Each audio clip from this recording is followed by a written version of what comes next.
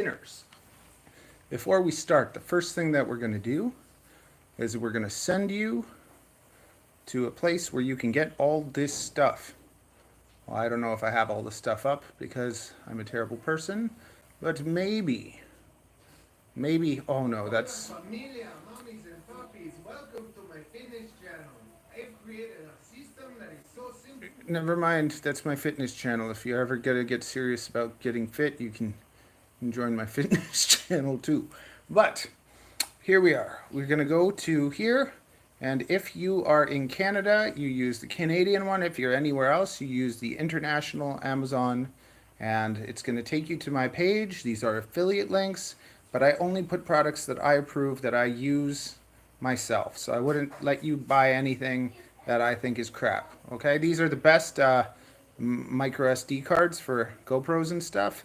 This is my FPV bag, but oh, this is the best electric screws and screws. Like, this is the best just screw, and this is the best, well, it's not the best, it's a good electric screw. But I'm going to be using the solder sucker, which is right here. This thing is excellent. 40 bucks, keeps the air out of your mouth. And oh, we don't have the okay, is my soldering tools not here? I thought it was here. Well, I guess we're gonna add them right now. We're gonna add the soldering tools. So by the time you watch this, it should be here. We're gonna look for JCD 8890.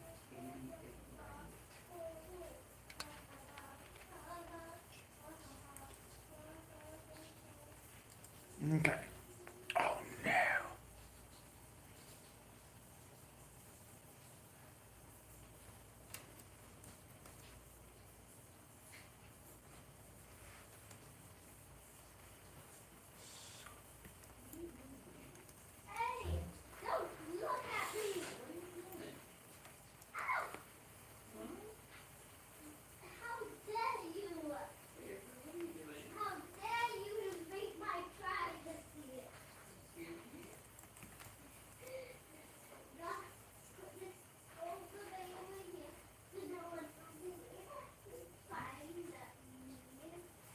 Come on.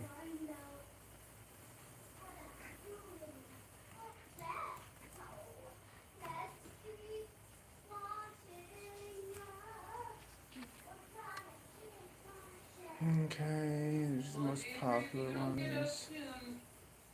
Just trying to find it.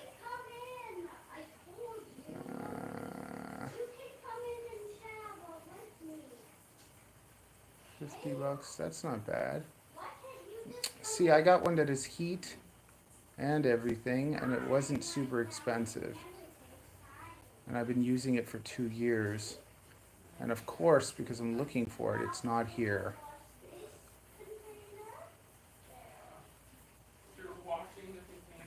The Hako one is super popular, but like, I don't want to suggest something I haven't used.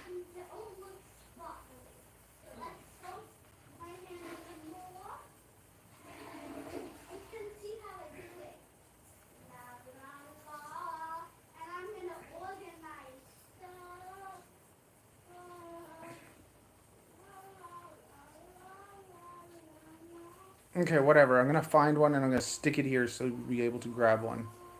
I think it's on my Canadian one. Let's see if it's on my Canadian one. You can order it from the Canada one. FPV. There's the solder sucker there. And let's see if I can find it here.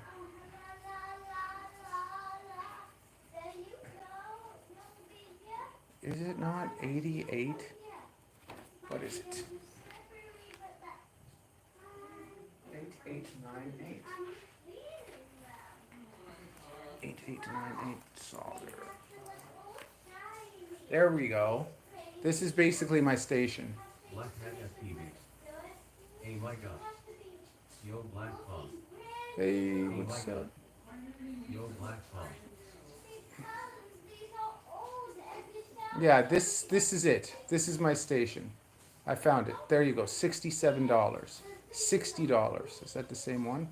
Yes, this is the exact same one. So there we go. We're gonna add that product, and that'll be there on my Canadian one. You can get that if you're American. You should be able to get it even cheaper. Sid. Hey, black hat. I've been using. Black phone. Sid. Hey, black hat. Okay, I've been using this solder station for 2 years, and it's been wonderful. Okay, really good. That's the one I'm using. Now, the tools that you're gonna need.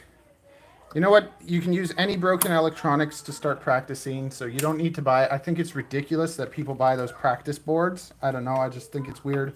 When, if you have any FPV friends, they probably have broken stuff that you can use. Now, number one thing. You have a system that you follow every single time. You always do the same things. You're always going to get the same results. It's always going to be good. Now, when you first start, sometimes you get a little bit scared and stuff, and you want everything to be perfect. But what you have to understand is if you have things at the right settings, the right temperatures and everything, solder is like, it wants to help you. It wants to do it. So you have to calm down and just get enjoyment out of doing this stuff. Okay? So the first and most important thing is flux. You can have cream flux, you can have liquid flux, you can have any type of flux. Name a hardware headed. I have this crappy, like this flux, just some like cheap crappy flux, whatever, it doesn't matter. Any flux, flux is flux. Okay, there's always better and worse stuff, but it's more about just learning the right system. So you're gonna learn today how to solder on boards, you're gonna learn how to solder on cords, and yeah, temperatures and everything. Number one, never use water. Never ever use water. Water will oxidize your tip and ruin it. See how ugly my tip is and whatever? Who cares? It still works. I just have this brass. You just get this brass stuff and you go like this and then your tip is clean. Okay, so you do that. You always have your solder sucker and it sucks this away from you so that you don't have to breathe it in. That's important too. This is probably my favorite purchase ever. I modified mine to have these things to hold stuff. You can buy something, they're called helping hands. I'll add some to that list too.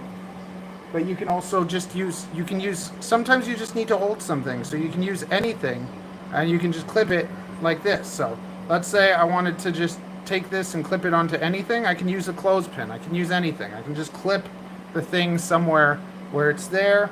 But helping hands are great, and my little modification is wonderful because I can literally solder and have it sucking the solder away.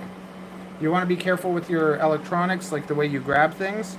So like, you can put it like somewhere where there's nothing. You could put it on, you just don't want to put it on something that's going to rip off the board either. This thing's broken, so I don't care about it that much.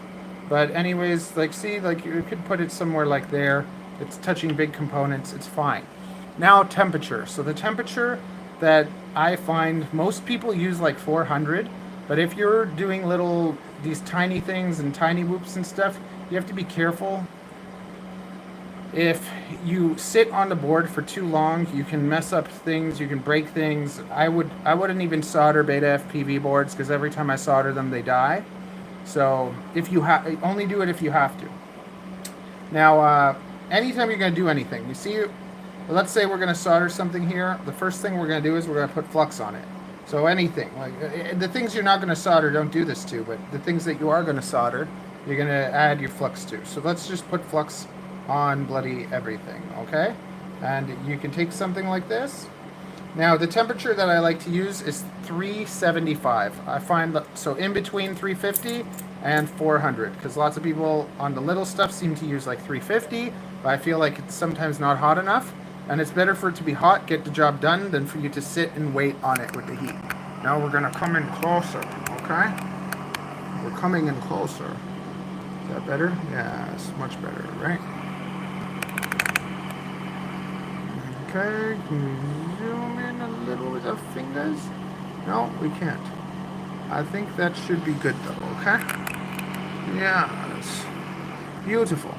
Okay, so now we've fluxed everything. So when we're gonna solder anything, it doesn't matter. We put flux on it. If it already has solder on it and it's messy, we can go with the tip First, we always touch and clean this thing, okay? Then we take solder. We have our little thing of solder, wherever it is, whatever solder you're using. You always touch the tip. See, you just touch the tip with your solder, and that's how you start. You clean the tip, you touch it with solder. Now, the ones that are all messy and whatever, we're gonna go and clean them up. And we do that just by touching them, see? And then touching them some more. And that just cleans it up. Cleans it up. Now let's say we want to add some solder. What we do is we put the heat on the pad, and then we touch in between the pad and the heat, basically. There we go, and we add a little, see? And we can do that like that. There you go. So you touch the board, and then you go in between the board and the pad. So you touch the board, you go in between the board and the pad. Touch the board in between the soldering thing and the thing. So we're not putting it on the soldering iron and then sticking it on. We're not sticking it on the pad. We're heating up the pad, and then we're just adding the solder right in between. See how nice that works? See how messy these are? And then sometimes you just touch it for a bit and you clean it. You touch it for a bit and you clean it. Now if it's a new pad, same thing. It doesn't matter how small it is. We just touch that pad nicely and go in between the heat and the pad. Touch it in between the heat and the pad. In between the heat and the pad. See how nice that works? In between the heat and the pad. And once you get this, once you get used to it, it's so easy and it's satisfying and it's almost like it wants to do it. I also do a lot of left hand soldering because it's just, there's certain times where I can't get to it or I don't want to turn it or whatever. So I just grab my left hand and I just start doing it, and it feels weird, but it's easier to me sometimes than to try and turn around and do it with the right hand. So you can kind of learn to be ambidextrous. And then sometimes you have to leave it for a little bit so it's shiny. If you come off too quickly, you get a cold joint. Now, if it starts getting too much glob on your tip, you just clean that tip, get a fresh tip again, stick it in the thing, and you're ready to go again. See, here we go. We put a little bit on the tip. We always follow the exact same thing. Now let's say that we put a little bit too much, okay? Let's say we put a little bit too much and we connected these together. Okay, oops, they're connected together. So there are these like metal wick things that you can use that will take it off. But another thing that you can do is just get all the solder off your tip and just quickly heat it up, take a bit, and just clean it. And then heat it up, take a bit, push it kind of opposite way from where it's getting stuck, and there you go. We separated them and they're not touching each other anymore. And that's a way that, let's say there's too much solder on there, you can just kind of touch it, take a bit, clean it off, touch a bit, clean it off, and you're slowly getting it off without using one of those wick things. Now we're going to go around and we're going to clean these up too, see? And there's too much solder on these anyway, so I'm not even going to touch the tip with fresh solder. I'm just going to kind of, see, clean it up, restart it. And now same thing here. All I have to do is touch this pad anywhere with the tip of my joint and just touch the joint with the solder. There we go. See that? Touch the thing, then go there, touch the thing, then go there. It's almost like you're using the solder to put it down, and you're just using your thing to heat up the pad. There we go. And see, now they all look nice and clean except for some of these guys. So we can go back here, we can like kind of just make sure this is nice. Sometimes they're dirty, sometimes there's some cords in them or whatever. So you want to just clean them up and make them nice. So now that's for the electronics part. Like anytime you're doing pads and stuff, it's always that same thing. And like see, there's a little bit too much stuff. You can just go like that, take some off, clean it, take some off, clean it. Okay? Now we're going to be looking at cords. There's two main kinds of cords. Like there's motor cords and there's electronic cords. There's cords basically like this that are made with silicone wire, and then there's other cords that are like plastic. They're almost like working with something like a twisty thing. The silicone ones are always the best because they are soft and they do everything nicely. The hard ones are not as fun. So whenever I have these hard ones, Lots of the time I don't even pull the tip off. What I do is I melt the tip off. So I'll just kind of just go like that, and I'll just melt the tip off. And yeah, I'm melting plastic or whatever. But I just find, like, when I do that, then I can like take it off or whatever. But I can get myself a little bit of exposed metal without it being a terrible nightmare. Plus I find sometimes that the heat makes the thing go back anyways. Or you can just like take it. It's just these won't come off really easily with your nails. You might have to, another thing that you can do with these, see a bad example, it didn't just melt off because I'm showing you in this video, right? But another thing that you can do is you can take your little cutters and try and like pull it off, or you can take oh, there we go. Have a razor blade ready. If you have a razor blade ready, you see this? You just take the razor blade and you just cut underneath a bit. And then you take the razor blade and you cut on top of it. And then you go with your nails and take it off. I'm going to cut it a little bit more and try to not cut my bloody finger. So see, I'll just cut it with the razor on one side, cut it with the razor on the other side, and then just rip it off, and see, there we go. So now we got the metal. And then even if the metal can be messy, we can cut it clean, but it doesn't really matter. We're going to twist it, so we'll always twist these tips. Then we'll take them and we'll dip them into goo, or we'll take the goo and we'll put it on, put the flux on. There we go. And let's say you're doing motors. So the first thing I would do is I would strip all the motors. So I would take all three of the motors, I'd strip them, and with silicone, it'll be like this. And it could be like this. It could be one of these tiny ones. It could be a thick one. I'll show you on a tiny one because lots of us are working on tiny things. So, okay, look at this. So here's a tiny one. And with these guys, I'll just take my nail to the tip, and I'll grab it. So like I won't just grab the cord, because if you pull the cord, you could rip it off whatever it's on or whatever. So you grab it and secure it with your other hand. Then you grab the tip and you just go bam, nice and fast. And now you have a little exposed tip. Same thing. We're going to twist it. Okay. Then we're going to take flux and we're going to rub flux on the tip. And we're always going to do this. We're always going to do the same thing. We're never going to do this without flux, because it's just not going to be good. Now we have our tips here. They're sitting there nicely and they're ready for us. And remember how we took the soldering tip and we heated up the pad and then we touched it with solder? So we're going to do the same thing here. First, we're going to touch the tip with a little bit of solder. Then we're going to touch the cord with the solder. It's going to heat up the cord the same way it heated up the pad. And then we're going to feed the solder to the cord. See that? Very nice. And that's the best way to do it. Like, see, you can take the solder and rub the tip, and it might not stick on it. So you take the solder, you touch the tip, and from the other side, it's kind of like you kiss the cord with the fresh solder, and then it does it, and then it likes you. Or another thing sometimes I'll do is like I'll kind of dance around it. See? I'll just dance around that tip. Do a little dance with the solder. Get the solder on there. Look how nice that is. A little dancing can motivate that tip. Yeah. oh, we're losing battery, and it's almost. We're almost done. We're almost done. Oh my God. Running out of power.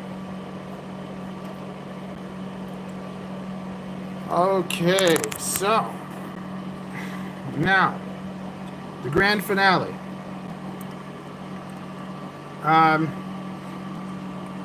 So now we're going to take this and we're going to solder it to the board.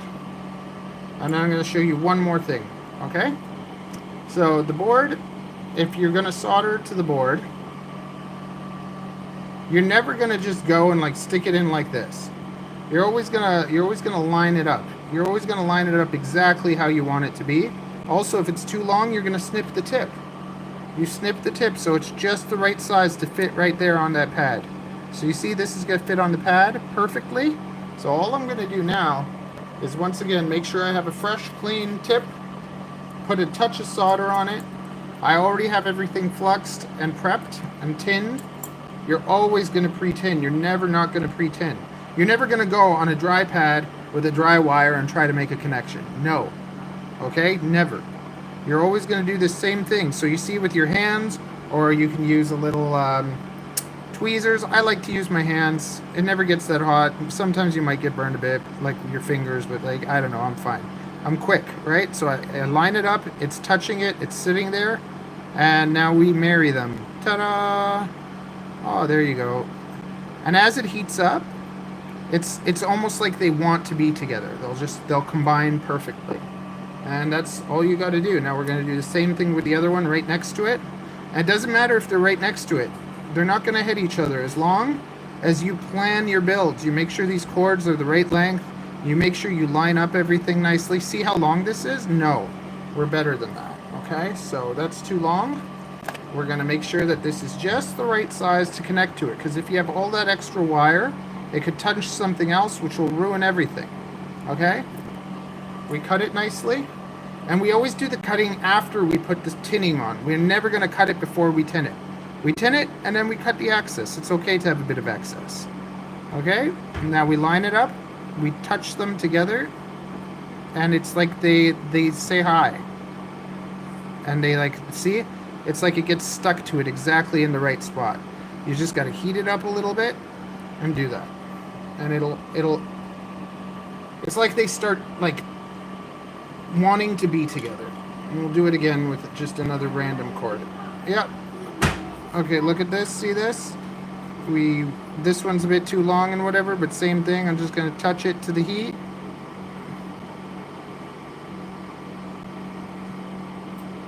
That's already too long, but whatever. There we go. And it's always the same thing. You're always doing the same thing. I'm going to show you one more thing that you're going to maybe have to do sometimes. So let's say a cord is too short. If it's too long, you can always cut it and tin it or whatever. But let's say now that you have this cord and it's somewhere and it's too short. You're going to do all the things that I taught you to do. Okay, you're going to do everything I showed you to do.